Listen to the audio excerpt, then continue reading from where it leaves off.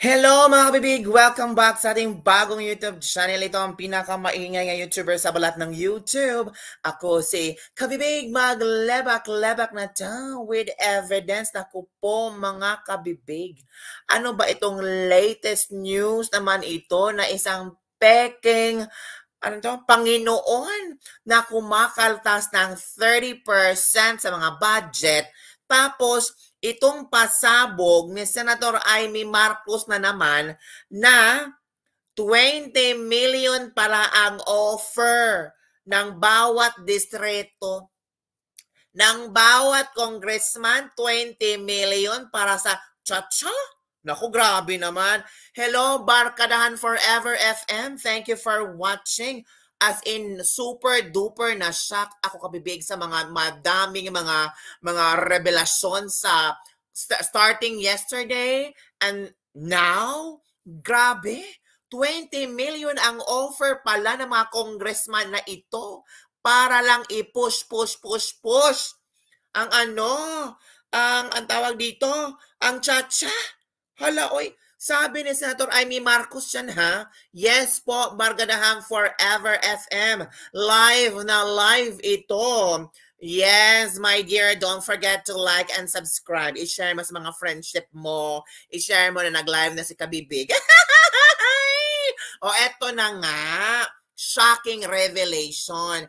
Kagabi, na-shock tayo itong peking Panginoon.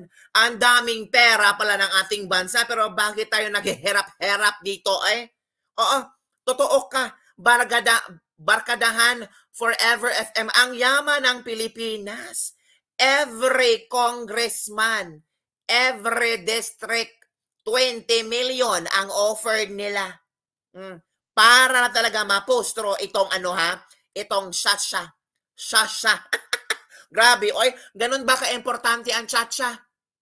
Kabibig, importante naman ang chacha, pero dapat sana hindi ganito. Parang tinutuok-tuok kami, parang sinasakal-sakal kami ng mga congressman na ito. Uwe, grabe naman. Kung mga congressman, wag naman po kayong ganon. Pera naman po ng taong bayan yung 20 million, oy. O alam nyo ba, ito nabasa ko kabibig. Para naman alam natin hindi ako naggawa-gawa na istorya ba? O nabasa ko kabibig ha? Nako, may peking Panginoon na pala tayo sa Pilipinas. Only in the Philippines talaga. Oo nga, Barkadahan. Meron yung peking Panginoon. At alam mo ba, Barkadahan, yung peking Panginoon na yan ay kumakaltas ng 30%. Oo, sabi ni Polong Duterte. Kalerki? Diba? Shocking talaga, no? So, it means pala, example lang talaga ha, kung merong isang budget ang isang congressman, dapat talaga kaltasan yan ni peking Panginoon. Ay, nakilabo talaga mga kabibig, no? I was so shocked with the latest news at talagang revelasyon ni tawag dito, ni Polong Duterte. Hello, Bigote ni Eklat. Ay naku, grabe talagang pangalan mo, Day. Bigote ni Eklat. Bigote ni peking Panginoon. O kaya nga, ito ha, mag-share ako sa inyo ng ng isang article na kung saan binasa ko talaga. Grabe. Ito ha. Ito. Wait muna. Hintay tayo. Window natin i-share ito. Window lang yan. Entire screen. Ito na. Ito na ha. Nakita nyo ba mga kabibig? Kita nyo ba? Hindi. Masyadong maliit kabibig. Sige. Lakihan natin. Para, basahin ko na lang kabibig. No. Ito na lang layout ang gamit. Yan. Magandang layout niya kabibig. Basahin ko ha. Para ito, ang dami kasi mga commercial dito. Amy, 20 million offered per district for chacha. Alaka. Grabe. Yan Kita nyo naman ang title 20 million pala ang nalaman ni Senator Amy Marcos na ino-offer para lang mapustro itong chacha. Gano'n na ba kahalaga ang chacha ngayon? Baka gusto niyo ng tango o di kaya zumba. 'Di ba? 20 million ang yaman ng Pilipinas.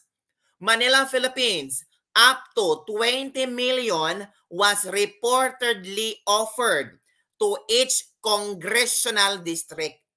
So, each or individual na mga congressman ay makakatanggap or pwedeng tanggapin, pwedeng hindi tanggapin, pero inoferan sila ng 20 million. That could deliver, next week mga kabibig. Grabe naman ito. May ultimatum pala. Ultimatum nga kailangan next week ha. Ma-deliver nyo na itong mga signatures na kailangan namin para maipapakita natin sa taong bayan na marami ang sumusuporta sa charter change. Wow! Grabe ha. Pati pagkuha ng signature, kailangan may budget. 20 million. So it means hindi galing sa puso. Walang pagkaintindi ang mga Pilipino. Dahil lang sa pera. Kasi kabibig na uso na yan pag election, malalaking bigayan, 500, 1,000. Hala ka? Kung ang mga Pilipino ay talagang bigyan ng paraan or way para maintindihan nila kung ano ang charter change, there's no need to pay them. Agad-agad mag-ano sila, magpipirma yan, lalo na kung alam nila na may magandang patutunguhan itong charter change. So talagang akala nyo ang mga Pilipino mukhang pera. Diba? Ito Senator Amy Marcos said yesterday yan ha, Marcos condemned the alleged offer. Ay ipatawag na yan sa Congress. Dapat talaga Senator Amy Marcos ipatawag na yan mga congressman sa Congress. Ay sa Senado na lang. Senator Amy Marcos ipatawag yan sa Senado. Bakit ba sa Congress, di ba? Marcos condemned the alleged offer, noting the money would reportedly be taken from the government assistance program under the DSWD, DOH, and Labor of Employment. Wow! Yung budget pala na ino-offer na 20 million, kakaltasan pa ang DSWD, ang DOH, ang DOLE. Doon kukunin ang budget. Hala, grabe na windang ako sa mga pasabog. So kung meron tayong pandemic ulit, kulang ang budget ng DOH. Kasi ginamit para sa tsa-tsa. Di ba? Kung meron tayong mga inabusong mga empleyado, kulang ng budget. Kasi ginamit sa tsa-tsa. Kung for example, may mga sakuna, mga bagyo na kailangan ng mga ayuda Department of Social Welfare and Development, DSWD, hindi mabigyan ang mga tao. Kasi ginamit sa tsa-tsa. Ganun ba? Ala kalerke, As in, super duper nawindang ako sa mga sinabi ni Senator Amy Marcos. Alleged offer. Alleged pa lang yan ha. How much more kung magkaaminan na? Alleged pa lang yan. 20 million. How much more kung meron talagang magsalita? Diba? Sabi dito, I even heard that big cities were also promised to receive. Yung malalaking syudad daw, yung kung sino yung pipirma, makakuha ng 20,000 if they can produce 20,000 signature by January 13. Many newly elected barangay captains were ordered. Wow, ang mga baguhang barangay captain, kailangan makaproduce sila ng 20,000 signatures by the week so they can receive the goodies from these agencies. Wow! Kap, gusto nyo bang ganito, Kap? Easy money, Kap, Easy money, 20,000 signature pod.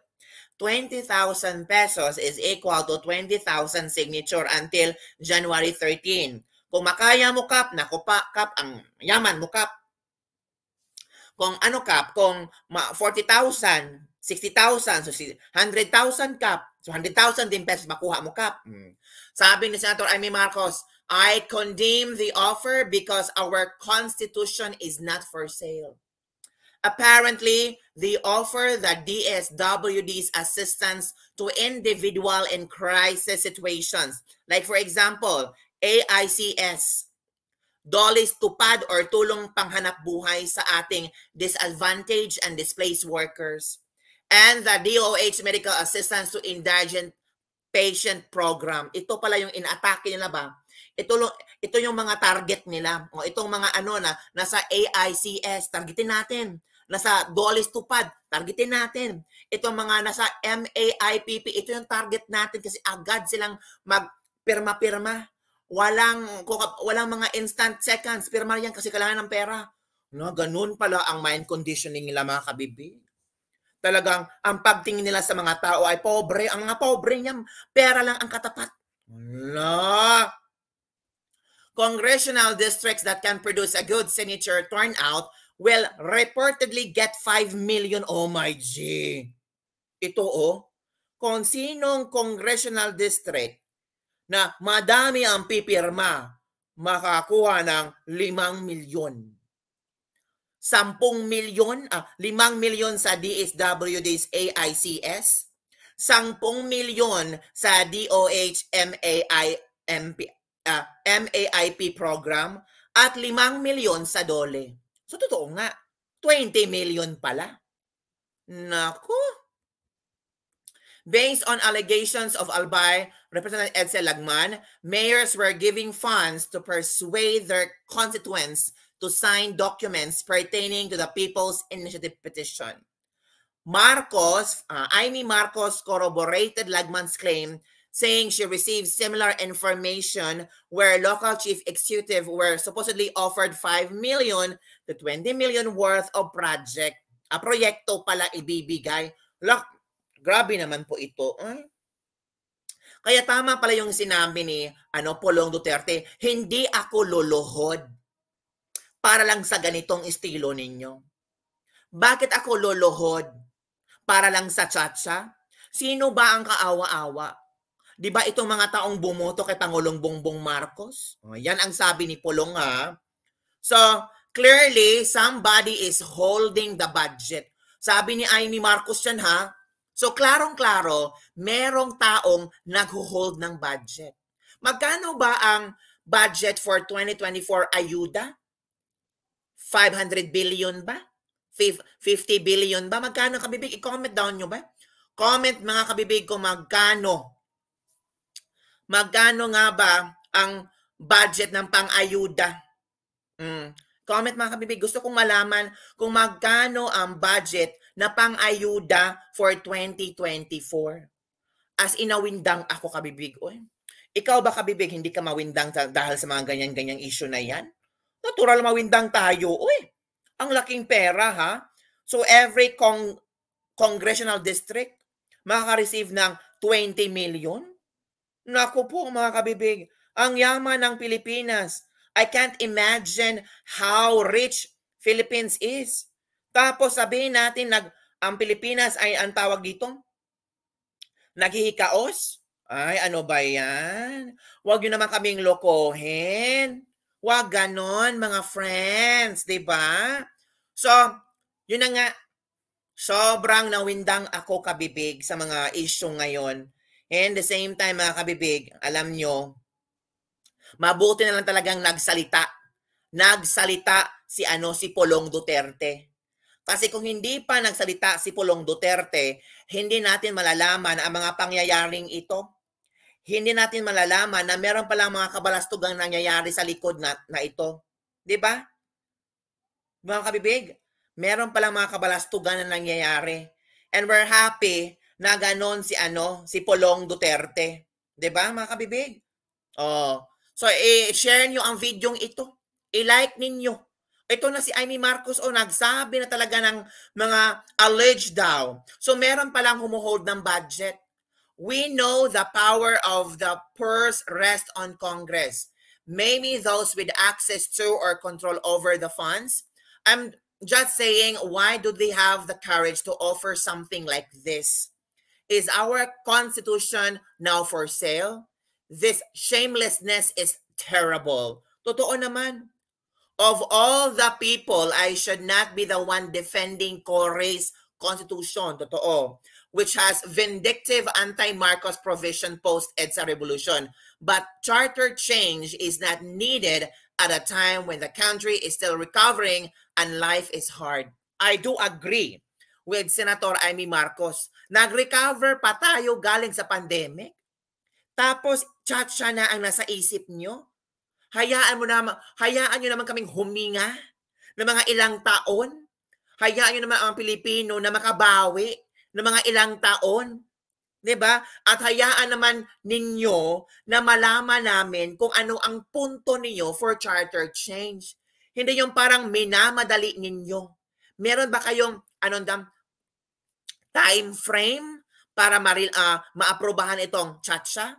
Meron ba kayong hinahabol? Or meron kayong kinatatakutan dyan? 'Di ba? Our Constitution is not for sale and it's not worth 100 pesos. Ay, ganon mga kabibig. Diba? I do agree with Senator Amy Marcos. Talagang, yes, alam niyo naman, di sa Davao, grabe na. O, di ba? From Tingog Duterte TV. Oy, Tingog Duterte TV, share niyo naman ang live na ito para magkaalaman na talaga. Oy, I'm very happy with Polong Duterte. Oo. Itong mga Duterte talaga, no? Talagang kung ano yung tama, itatama nila. Ayaw nila yung mga kadramahan, kaipalan, katsismisan. Kung ano yung totoo, ibulgar. Hindi yung parang ang mga tao gawing tanga, gawing bobo, gawing robot. Diba? I'm just saying my point of views regarding this issue. Kung ayaw nyo ng point of views ko, umalis kayo. Kasi marami din mga taong lumalaban for tsa-tsa. Sabi nila, maganda yung tsa-tsa kabibig. Maganda yan para sa Pilipinas. Oo naman, walang nagsabing masama ang tsa-tsa. Pero tama naman ang sinasabi ni Senator Amy Marcos, huwag suhulan ang mga tao para pumirma sa People's Initiative for Charter Change. Diba? Huwag nyo kaming suhulan. Kasi, pag talagang ipaintindi nyo sa amin kung ano itong tsa-tsa na ito, ay, agad-agad pipirma kami, lalo na magiging maganda ang Pilipinas. Sino ba dito ang hindi gusto na maging maganda ang Pilipinas? Tayong lahat gustong aasenso. Tayong lahat, mga OFW, gusto nang uuwi sa Pilipinas at doon na magtatrabaho. Diba? Ganun lang ang aking punto, mga kabibig. Kung sabi ng iba na, nako kabibig, tumahimik ka na dyan. Wala kang nagawa sa buhay kung puro ka na reklamo. Hindi naman ako nagreklamo. Ang gusto ko lang is, maging patas lahat. Hindi yung, anong tawag dito ba, idadaan tayo sa pagiging, idadaan lang tayo sa pera, sa mga mind condition tayo na lahat ng Pilipino kailangan ng pera, so agad-agad, kasi mahal ang bigas, di ba? Hindi bayad ang prinsipyo natin. Tama ka, bargadahan, forever FM. Totoo ka, 100 pesos prinsipyo mo? 100 pesos para sa next generation? O nga, proud ka na nagkaroon ng charter change. Pero sa likod niyan, nako, hindi ko pala naintindihan yung charter change. Pumirma lang ako dahil sa ayuda. Oh, kasi binigyan ako ng 100 pesos. That time, kailangan ko 100 kasi magtutong-its ako. Wala akong pang-tong-its. Pumirma na lang ako. Ay naku, pumirma ako sa charter change kasi kailangan ko ng pang-snacks. Ganun ang kailangan titingnan ba? Ito naman mga kapitan na ito mga congressman na ito, natural, kapag marami mga signatures makukuha nila, ay nako, malaking budget daw ang pupunta sa kanilang barangay, sa kanilang distrito. E di, tiba-tiba? Diba? And then, maliquidate ba yan? May liquidation ba yan? Diba? Oh, liquidation na naman. Maliquidate ba yung 20 signatures? Ano bang sasabihin dyan? 20 signatures for tsa-tsa. Diba? Ay, nako mga kabibig. So, sa lahat na nandito ngayon, salamat po. And Sky Tingog, Duterte TV, Barkadahan Forever FM, parang kayo lang yata dito ang nandito. Ay, nako, makakasabuno talaga ako ng kaluluwa. Kanino ang kaluluwa kaya ang sabunitin mo, Day? Kay Cory Aquino. Siya nagpauso na ng 97 Constitution. Na, no, just say no po. O, yan lang. kung merong lalapit sa inyo na, excuse me ma'am, meron kaming magandang offer sa inyo para sa gobyerno natin, gaganda ang buhay ng mga Pilipino, bukas gigising ka na mayaman ka na, ano to? Ano, ang tawag dito, mind conditioning? Ano to? Ang tawag dito ay MLM? Ano ba yon yung business na yan na ano, open-minded ka ba? Ay, ganun. Parang, hoy, open-minded ka ba? Sino? Sabi ni Peking Panginoon. 'Di ba? Sabi ni Peking sabi ni Peking Panginoon, 30% ang kaltas. Open-minded ka ba? May 100 pesos namin ibibigay, pumirma ka lang. Ay, ganun ang mga estelo nila, mga estelo nila. 'Di ba ganun lang? So, mga kabibig, salamat talaga na nandyan kayo at parating sumusuporta sa akin. 'Di ba? And don't forget, share ninyo ang videong ito. Tapos, yes, correct, tindog. Oy, ayoko sa word na tindog. Baka titindig tayo, lalaban tayo para sa Chacha. Color kinoy, titindig tayo, lalaban tayo para sa Chacha. Sino kaya itong peking Panginoon, no? At sino kaya itong nasa Congress na gustong tawagin the Great Congressman? Ay, sinabi yan ni Pulong Duterte ha, na meron ang gusto maging Great Congressman sa Kamara. Ay, sino kaya iyan, mga kabibig? Malalaman natin, malapit na talagang sasabog yan si Pulong Duterte. Oo, malapit na yan. Konting kembot na lang, sasabog na yan si Pulong Duterte. At sure, sasabihin talaga niya kung sino yung the Great Congressman. The peking Pangulo na palaging kumakaltas ng 30% ang antaas ha. Parang ano lang yan, parang paluwagan. Parang paluwagan lang ba? Or e-loan. Buti pa ang e-loan, 20%. Pero itong si peking Pangulo, 30% ang kaltas. Ano to? 30%, hindi 5.6. Masubra pa sa 5.6. 5.7, 5.8. The 5.8, ala grabe si peking Panginoon ha. 5.8 pala ang 5.9. So, yun lang mga kabibigan ating latest libag for the day. Don't forget to like, subscribe, and share this video para sa more chika-chika na ating pag-uusapan. Again, thank you po kay Tingog Duterte TV, kay Jay De Villa, kay Barkadahan, Forever FM. Nakakaloka. 100 pesos, 2 gives. Paano yan? Sige, bye everyone. See you next time. Babush! Bye-bye!